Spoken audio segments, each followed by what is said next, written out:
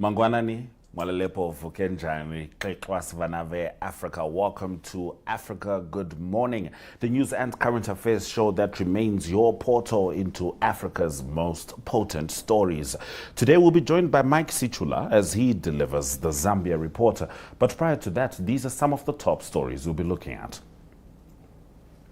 Court ruling revives Ramaphosa impeachment pressure.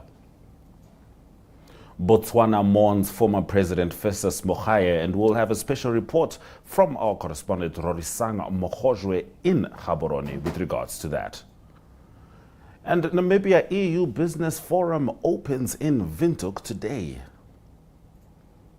DSTV285 GOTV25 oneup2.com, Network Media Hub, and ntvafrika.my.na. We are sure you had a wonderful weekend, possibly not as wonderful as mine, because Arsenal is inching closer to clinching the title. So exciting times indeed.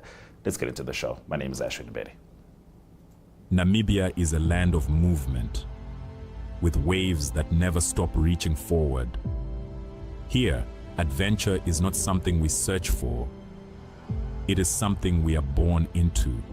In every corner of this country, creativity rises. From artists, from athletes, from dreamers.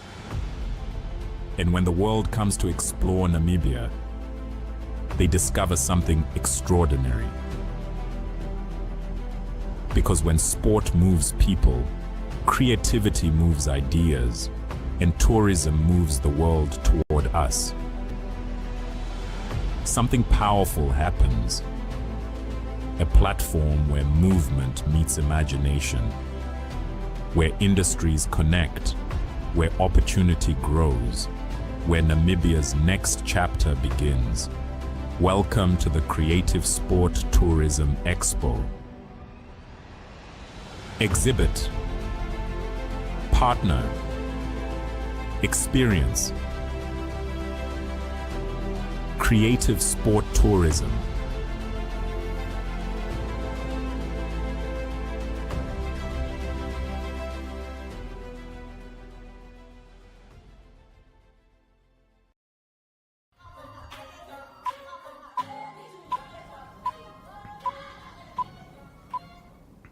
South African opposition figure Julius Malema has called on President Cyril Ramaphosa to resign after the Constitutional Court ruled that Parliament violated the Constitution by blocking impeachment proceedings against him in 2022.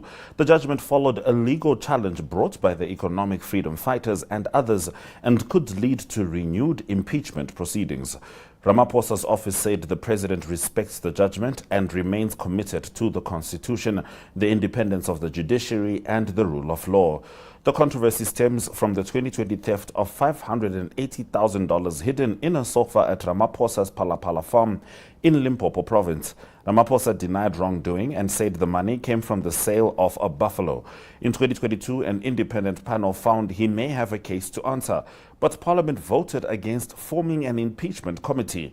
Malema said Ramaphosa should step down and focus on the impeachment process. Here is Julius Malema in his own words. So I'm going to be in that committee because we want to go and see the sofas where the money was there at Palapala. Because Palapala is a crime scene. We have to visit the crime scene to see what happened in that particular farm where crime was committed. We told them that for as long as the EFF is alive, Palapala will never die. And they never believed us. So when you are impeached, comrades, it's not a motion of no confidence. Once we conclude that you have undermined your oath of office, you have committed crime, then we go to Parliament to impeach you. There is no impeach. We take away the salary. Because remember, President is paid for the rest of his life. So we remove you from the office, we take away the salary and all the benefits, including the blue lights. So le tlotla kana le ena Ramaphosa kwa taxi rank kar mabonale a tsamaya.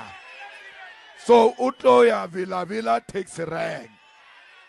Because even the status of a former president is taken away. He's no longer a former president. He's just Matamela Cyril Ramaphosa. He becomes an ordinary man. Then criminal investigation comes in. Cyril is going to go to prison. The same way Zuma went to prison. He's going to go to prison. Mark my word. I always tell you these things and they come to happen. So I'm telling you now, like I told you before, Pala will never die. I'm telling you now, Ramaphosa is going to jail. There is no way Ramaphosa will not go to jail. Once the impeachment process opens up, the kind of shenanigans that are going to come out of that process, the amount of evidence that is going to come out of that impeachment process, there is no way Ramaphosa will not be arrested.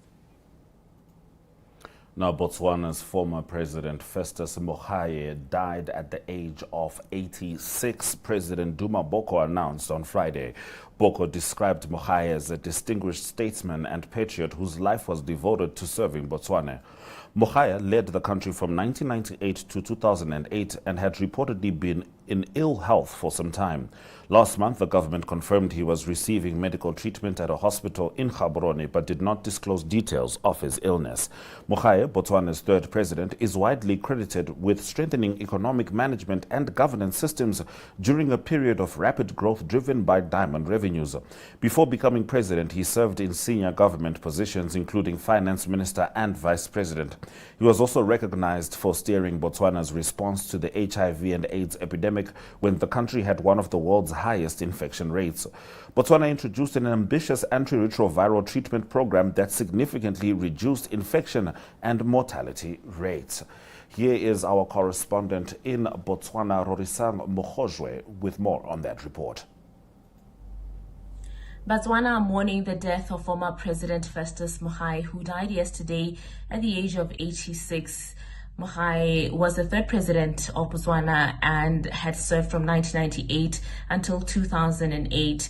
Now, the former head of state had been ill for quite some time. If you may recall, we reported here last month that government had issued a statement announcing that he was receiving medical treatment at a hospital in Gaborone, although the nature of his illness had not been disclosed. Now, he was discharged shortly after, although reports indicate that he underwent further medical care until the time of his passing.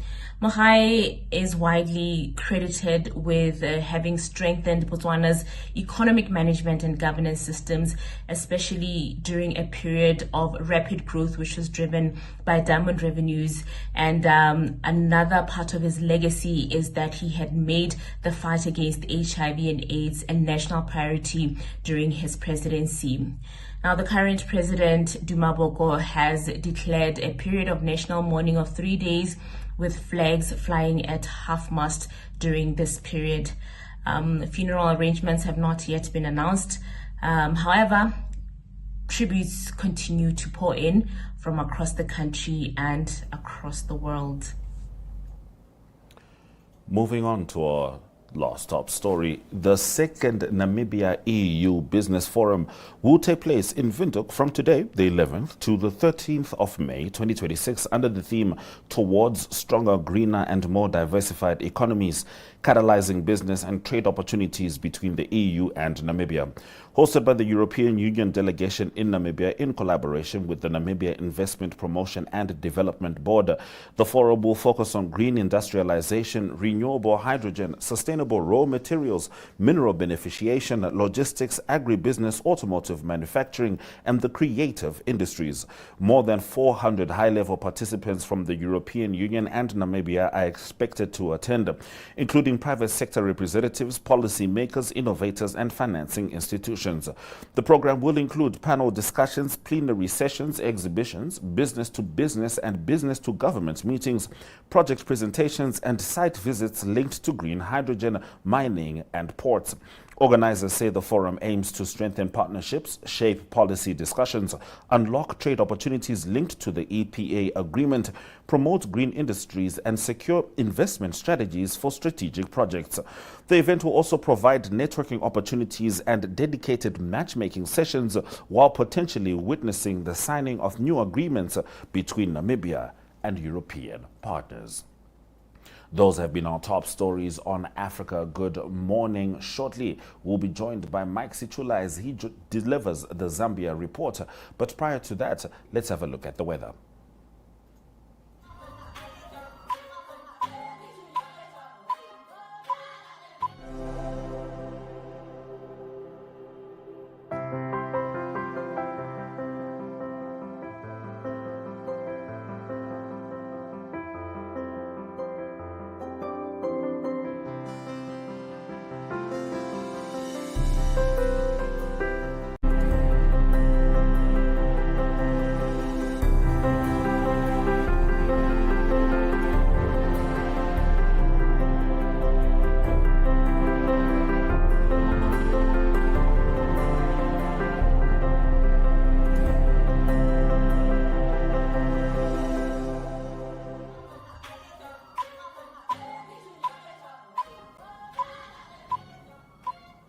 It's time for us to be joined by Mr. Mike Sichula as he delivers the Zambia report from Lusaka, Zambia. Mike Mulibwanji.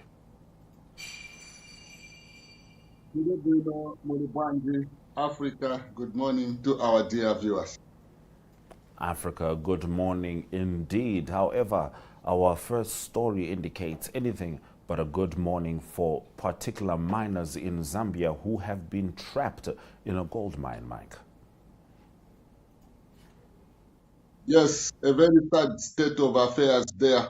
It happened in Mumbwa, which is about 40 to 50 minutes drive from the capital city, Lusaka, in the western direction. So what has been reported by authorities is that the gold mine has been abandoned for the last 2 years. Then 5 miners, small-scale miners, on one particular day, on the 3rd of May, they decided to go and scavenge for whatever minerals they can find.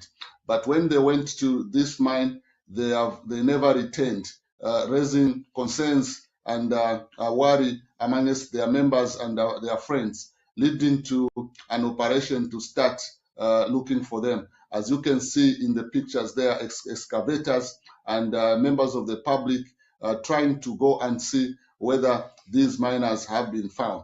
And as I report to you, authorities have not managed to retrieve any one of them since the 3rd of May. As you can see, the minister also visited the scene, crime scene, assuring their family members that government and partners are going to do everything possible to ensure that the trapped miners are retrieved from underground. But this is not new to Zambia. This has been happening. It happened, I think, 2 years ago on the Copperbelt province, where a number of miners, as high as 10, were trapped and they were never recovered alive. So these are cases that are raising concern amongst the government and mining operators, because the discovery of gold in Zambia and other precious minerals has created an appetite for small-scale miners who are not in full employment to go and hustle to make up for their daily activities and daily needs. But in some cases, it ends in fatality.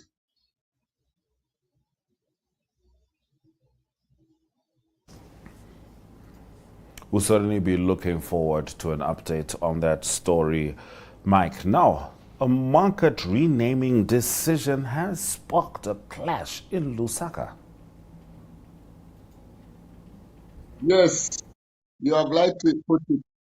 So what happened is that in Lusaka there's a market called Salmon Mwewa Lane. It was named after a former Lusaka mayor in the 80s. So that screenshot there is what was announced by the current Lusaka mayor, who said that a council resolution is backed by law. You don't just revoke anything. So what she posted this in response to a revocation of the renaming of the market by the local government minister. So the market, then the second screenshot there on the screen is for the son of the former Lusaka mayor. Him, the son, also is running for the office of mayor this year. So his name is not Simon Mwewalen, his name is Simon Chitambala. And behind the screen there, that is the market. It is a newly constructed market. It started in the past administration, then the current administration are completing it. So the Lusaka City Council sat last week and renamed the market from Simon Mwewalen to HH Lumumba Market. So HH is, it means Hakainde Hichilema, the current president of Zambia. So the minister of local government, when news spread that this market has been renamed, he issued a statement through the permanent secretary to revoke the renaming of the market. But the current mayor of Lusaka, she said the decision that was arrived at renaming the market was backed by law and it was not done on an individual basis. Councillors sat and a motion was moved and the motion was passed. But a number of people are saying the timing of the renaming of the market is something that is questionable, because as you know, Zambia is heading towards the elections. Then one other thing is that there has been a scheme or a pattern where past infrastructure, which were named after some icons, are being changed to those that are in favor of the current administration.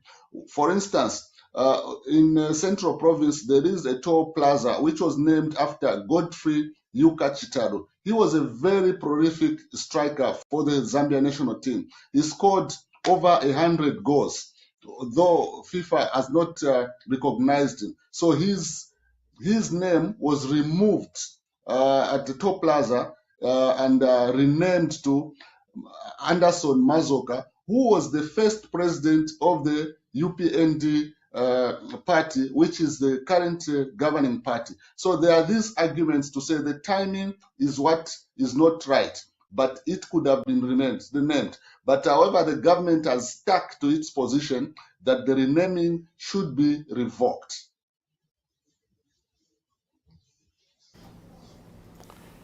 All right, much to unpack over there, Mike. You can understand why that conversation is really carrying out through Zambian society. Now, in the next of your top stories, as the nation heads to elections, the parliament is ready to dissolve on the 15th. Yes, the National Assembly will be dissolving this week, and what has happened in the last 14 days? Parliament has been debating over 76 bills. You can imagine. They have been sitting over the weekend, going as far as 21 to 23 hours debating these bills. One of the bills that has since passed is the bill that has legalized the provision of free education from grade 1 up to grade 12. Then another bill which is so contentious that the members are debating is likely to be passed is the bill that will govern the electoral process. Then also there's also a bill that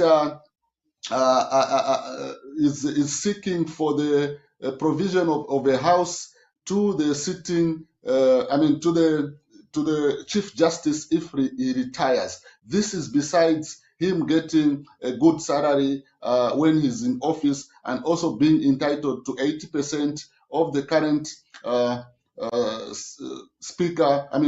Chief Justice when he retires. And also, there's also a bill that is focusing on the provision of incentives and benefits to former vice presidents. So there are a number of bills that the members have been debating, but the contention and argument from civil society organization and other senior government officials, other past senior government officials, are that you cannot have, within 10 days, you cannot have 77 bills that you want to pass, meaning on a particular day, you need to pass at least 7 bills. So people are saying, how possible is it that parliamentarians are going to grasp and understand each particular bill? And there's also been an argument to say some of the current members of parliament have defected to the governing party. So meaning their minds are not fully focused on being an opposition MP, but they are now backing the UPND. But this decision and challenge was announced yesterday by the speaker to say that those members who seem to have closed to the governing party did not close. They merely expressed interest that they wanted to join the governing party. So this week, the Zambian parliament is dissolving, and once it dissolves, it means that the general campaigns are now at full-fledged ahead of the 13th August general elections this year. All right, Mike, it's time to get into that election season, and it's really going to be interesting because in the backdrop is this pending burial of Edgar Lungu, who died June last year, if I'm not mistaken, Mike. And then what happens, let's say the situation is resolved, say around in July. Will the nation have the resources, labor, otherwise, to pivot to burying Edgar Lungu, or will the nation wait for another election, which could mean that the Lungu family will see a man who was elected twice to be president burying Edgar Lungu against Edgar Lungu's wishes? So that could be an interesting one. But now, Mike, could you please close off the show with the ABSA Cup final between Power Dynamos and Red Arrows? It was an exciting final played at the Levi Mwanawasa Stadium in Ndola, where Power Dynamos in yellow and Red Arrows in red. So the match was coming at the time when Power Dynamos had already clinched the 2025-2026 Super League. They have actually defended the league. Then on the backdrop, Red Arrows were coming into this fixture knowing that if they win, they have a chance of representing Zambia in CAF football. And since they have already been knocked out, they had no chance of winning the Super League. So, and that also, Red Arrows was one of the teams that Power Dynamos did not manage to beat this season. So it was a highly contested match. And at the end, Red Arrows managed to win by 2-0. And they have won the ABSA Cup for the third time in the last 3 years. Then Power Dynamos were looking to clinch a double this season, having already defended the Super League, but it was not going to be, as Red Arrows managed to go away with the ABSA Cup trophy valued worth 1.1 million kwacha, and also a chance to represent Zambia in CAF football. So it was something that Coach Chisi Mbewe said that his boys were prepared to ensure that they did not allow Power Dynamos to defeat them. Then on the other hand, Oswald Mutapa, the Power Dynamos coach, said that his players did not come to the party, and that is why they lost by 2-0, because Red Arrows wanted it more than his players. But all in all, he was not very disappointed, considering that he had already clinched the league back to back for the Kitwe Giants Power Dynamos. Thank you very much, Mr. Mike Sichula, for delivering the Zambia report. And that is where we're going to be ending today's broadcast on DSTV285 GOTV25 1up2.com, Network Media Hub, and ntvafrika.my.na. And tomorrow we will be joined by Talent Gore from Zimbabwe. And if you're hoping for a word of the week, I would suggest you go with Victoria Concordia Crescent, victory through harmony. That just happens to be the Arsenal motto. Suraj Zaganaka.